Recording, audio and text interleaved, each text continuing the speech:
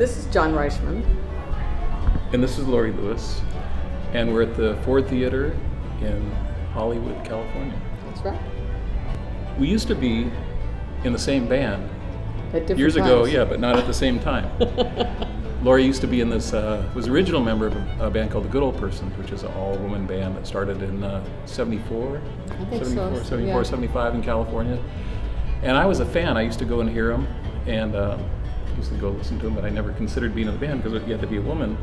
And then later on, I saw the band, they had opened it up to male participants, so I thought, well, that's, and there was a guy playing a mandolin. I thought, well, I'd like to do that, and I eventually did a couple of months later, but by that time Laurie had traveled on. Yeah, I left the band.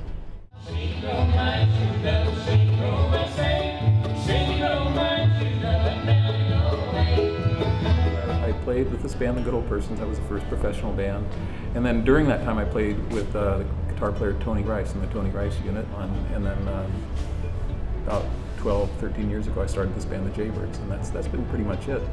That sounded pretty good there. I don't know how many bands I've been in, but the bands I've sort of been committed to is not all that many. I'd say the Good Old Persons. Before the Good Old Persons, I was in a great band with Pat Enright called the Phantoms of the Opry. It's my first really good bluegrass band. I played bass with them.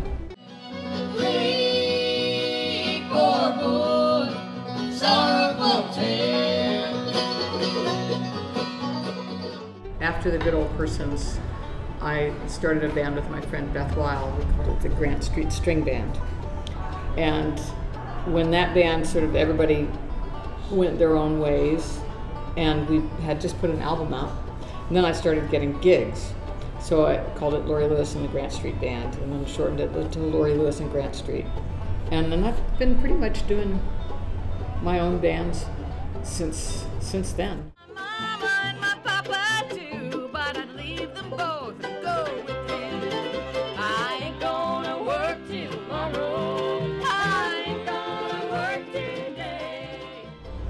Close my eyes. No, I do close my eyes a lot, but I tend to look more at the band and you know the folks I'm playing with than at the audience. I get distracted sometimes if I can see the audience really well, so I often keep my eyes shut or averted in some way.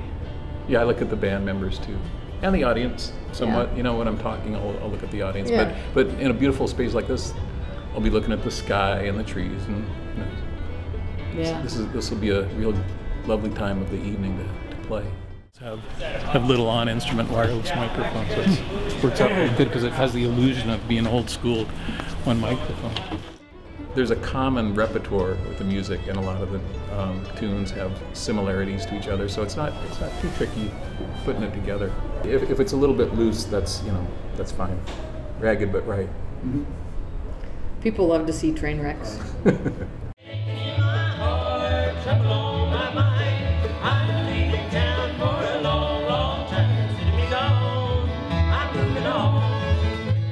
It's a few different things. It's the sharing the music with my bandmates. I'm really a band musician, and not like a solo performer.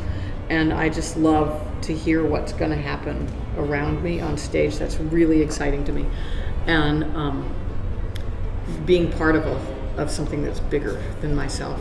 And of course, I'm a songwriter, so I love to have an outlet for my songs.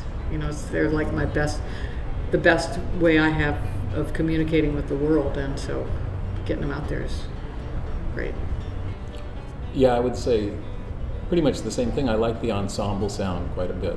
I mean, sometimes I play in a duet, and that's intimate, and that's fun as well. But hearing how all the individual instruments work together and create a larger sound than just the couple instruments. 1-1. Hello, hello, hello. So he won't sing into the mic until he has to. Slowly the long day turns he proves me wrong. I can hear you from where you are. You know that. I right? know.